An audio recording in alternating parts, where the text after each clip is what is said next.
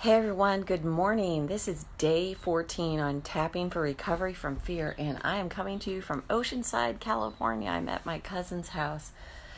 We had a lot of fun. We hooked up with my sister and my nephew and my cousin and his girlfriend, and we just had, and my daughter's here. We had such a fun time, but just it's like a mini family reunion. But I wanted to talk about this using tapping for healing physical ailments. So I am not making medical claims here at all, but I always want to share this. I had a client that I worked with, and we did 6 sessions together, and she had been diagnosed with an inoperable brain tumor. I mean, inoperable. The neurologists are telling her, put your affairs in order. And, you can imagine somebody in that state is at wit's end. And what we did, sorry, there's a little dog, Russell, coming. Hi, cutie. Hi, sweetness. Coming out. But we tapped on various things. We did a lot of, my, what I call fuck you tapping. She had a lot of pent up, emotions from the past. And in doing that, different stuff, her tumor shrunk in half. And then it shrunk in half again. And she came to me and said, this is the only thing that I've done differently. I mean, even I was like, holy shit. That's the power of the body-mind connection. So with when I think about, each part of our body has a possible emotional cause. I don't have my books with me, but I do know hips. Hips are about like feeling like you can't move forward in your life. If you have, feelings like that, anything with like back, lower back particularly would be like financial support. Hey, Osama, coming to you from Oceanside, California. And then fibromyalgia, if you think of the exhaustion that you feel from that, it's what in life has exhausted you. Where have you been exhausted throughout your life? My guess is, without knowing the circumstances, you had an exhausting childhood. Hey, always like seeing you here. There was a lot of exhaustion for you that you early in life had to brace up, and sort of buck up and deal with probably a lot of neglect, ignoring, things like that, where when you're wanting to like sort of fade away in a sense. So that's what I know about psychosomatically, like with fibromyalgia and stuff like that. In a way, you want to become as invisible as possible because it's not safe. If you're noticed, there's problems. You get criticized or all kinds of, oh, hey, Beth, happy you're here too. So those are all potential psychosomatic symptoms. But with that client that I had with the tumor, and we were just tapping on stuff that there was a lot of judgment that she felt was rained down on her. So I would look into the critical side. So all of those to me have so much to do with fibromyalgia. Again, if you have hip problems, knee problems, think about your hips.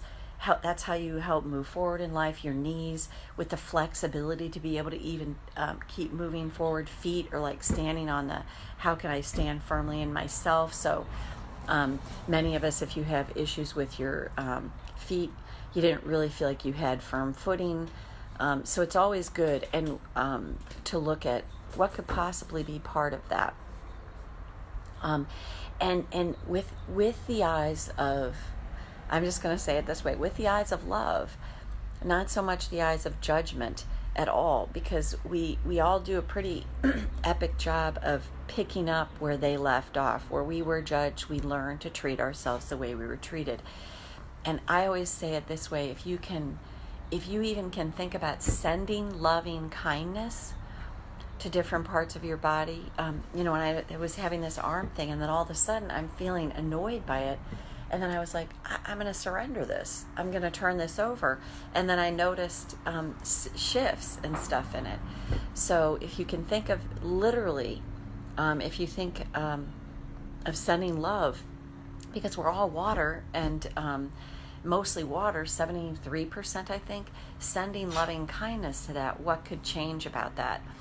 And the other thing about this is one thing I notice often with people that have a lot of physical issues going on, is we learn to reject our body. We learn to hate our body. We learn to believe that our bodies failed us. We learn to think it's not, it's become the enemy.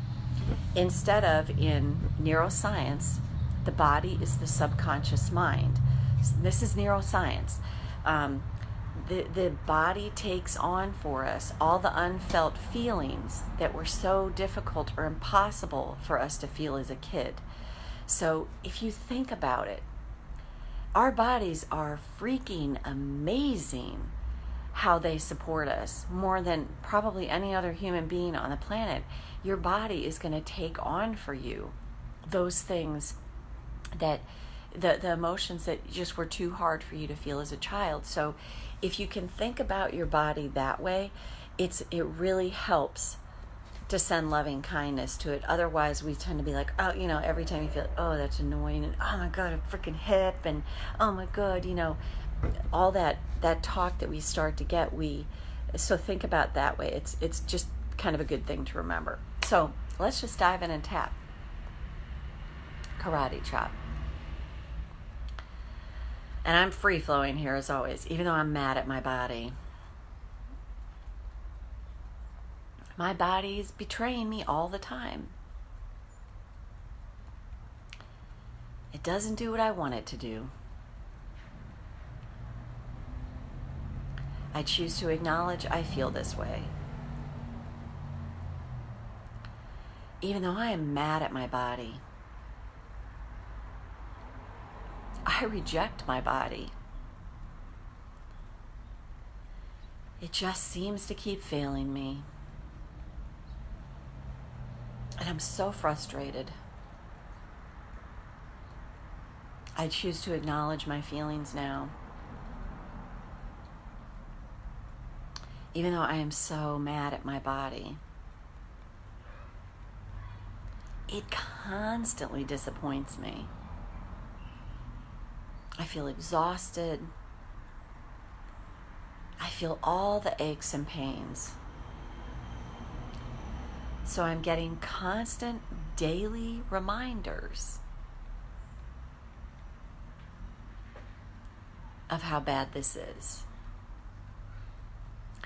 And that really sucks for me. I accept myself anyway now. This is such a pain in my ass. It's a pain in my hips. It's a pain in my knees. It's a pain in my energy. It's a pain in my back. I do not feel supported in this. In fact, I really sense my body letting me down. Time and time again. And that totally sucks for me. Because every ache and pain, every moment of exhaustion is a constant chronic reminder that my body's failing me. And what if it's possible to see this differently? What if my amazing body is constantly giving me feedback? It's talking to me. It has a lot to tell me.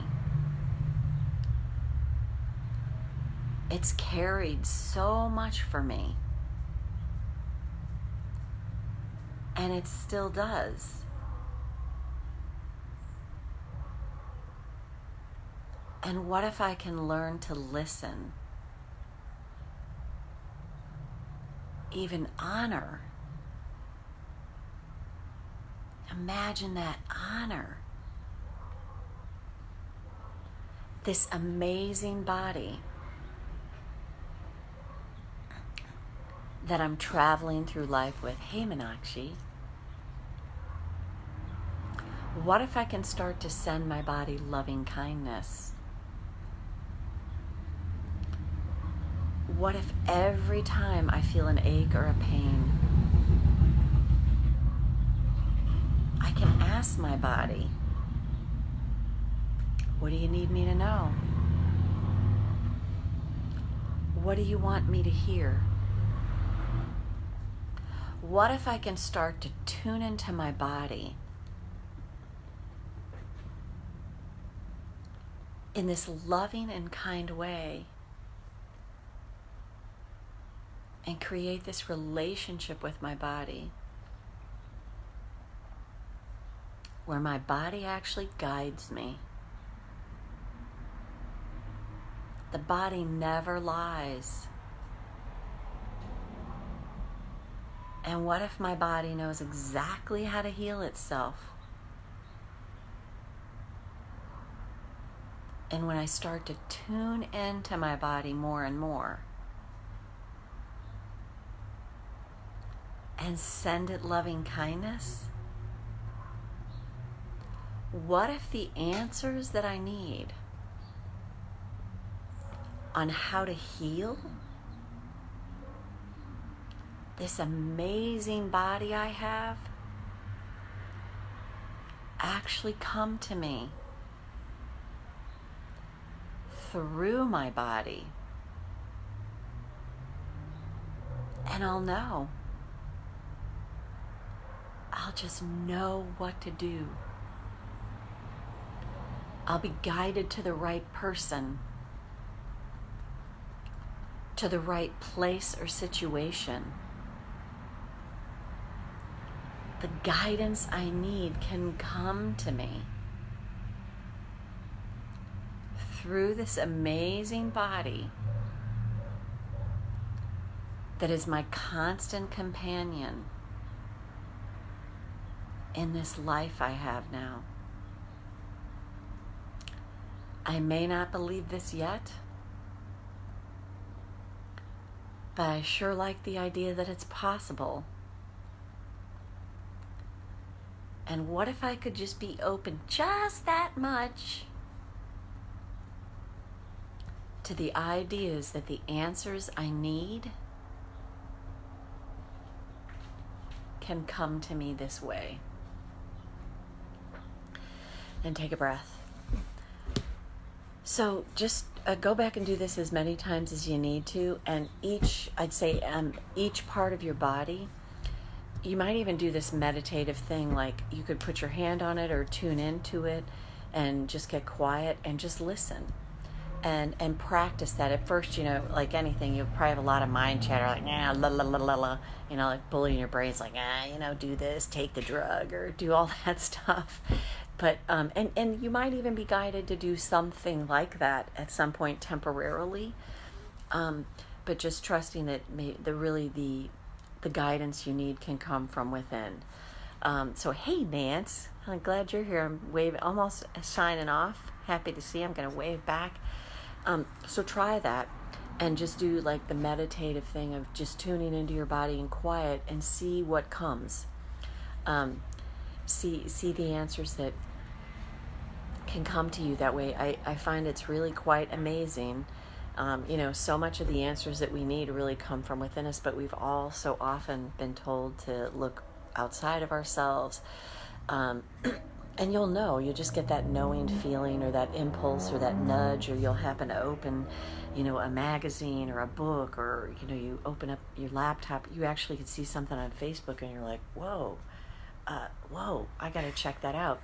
And hey, Kim, gonna wave to you too. I have found so often that the answers I need come to me that way.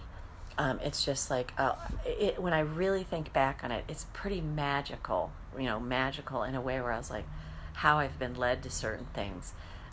When I do that, it's just, I'll see something and I look at it and I'm like, oh my God. And I'm noticing that even more and more now as I practice this more and more. It's almost like astonishing, exhilarating, exciting. Oh, And I wanted to share one other thing, and dang it, I freaking don't have them with me. So my husband bought me these. He was at this shop down in El Paso, Texas. He was working on there. And I grew up Catholic, so we had rosaries. Rosaries scared the shit out of me, just given my upbringing that I had. But there's Tibetan prayer beads. And this thing I have, I'll show it on the next video. I think it's out in my car. But it's got this like sort of red boa feather sort of at the bottom, and it's beads. And it's a necklace of sorts, or you could make it into a wristband. And I had it hanging on the rear view mirror of my car. And I was thinking a few days ago, before my daughter and I hopped in the car to head out to California, I was like, I should get those, because when he gave them to me, he's like, I gotta show you these. Like, these are cool. Like, you could, say a prayer or something for each bead or whatever. And I thought, oh, I was listening to Pam Grout's Thank and Grow Rich as we were driving out here. And I was thinking about, oh yeah, when I was in I'm like all over the place. I was in the backyard, and I'm like, I gotta get those beads. This is a great way to do gratitude. So for each bead, I can think of something I'm grateful for. Like, I'm grateful for the shoes on my feet. I'm grateful for, that I have two hands that function. I'm grateful for, my kombucha. I'm grateful for, this book. The simplest things. And I do the whole, I do all the beads. And I'm thinking of this, and then I get in the car and I see them, and slowly, one at a time, like as I'm driving, I'll take it and I unravel a loop. I just unravel a loop. And as I'm unraveling it, I'm listening to Thank and Grow Rich. And in there, Pam's talking about this woman that had prayer beads. And she was doing gratitude at night. She would have her prayer beads. And each bead, she would hold the bead and think of something to be grateful for. I literally had been freaking thinking about doing this. My husband buys me the beads, brings them home. I hadn't talked to him about this. He brings them to me. And then as I'm unraveling these beads slowly from my rearview mirror, I'm listening to this on audio, and I'm like, oh my God.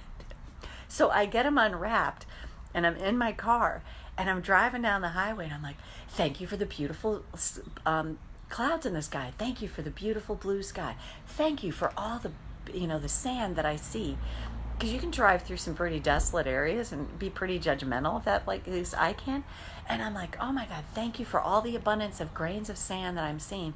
Thank you for the abundance of sage that I'm seeing. Thank you, and I was thinking about all these things and noticing the first day I did this, how elevated my mood got. So then I was like, oh, I'm going to do round 2. And each bead, I did something simple I was thankful for. And then, so I want to give you a caveat here.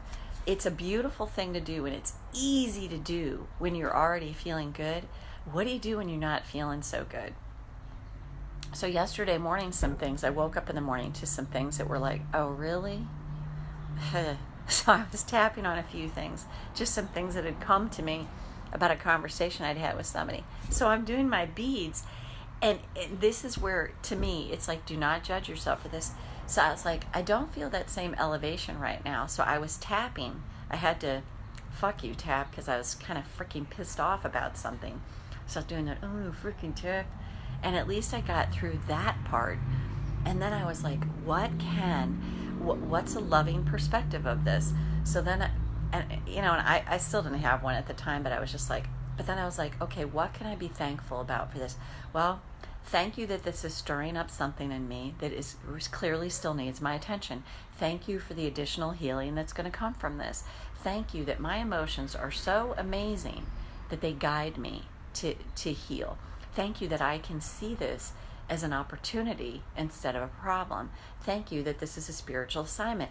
And I wanted to share that too, because when you're in a good mood and you're doing it, you're just like, what?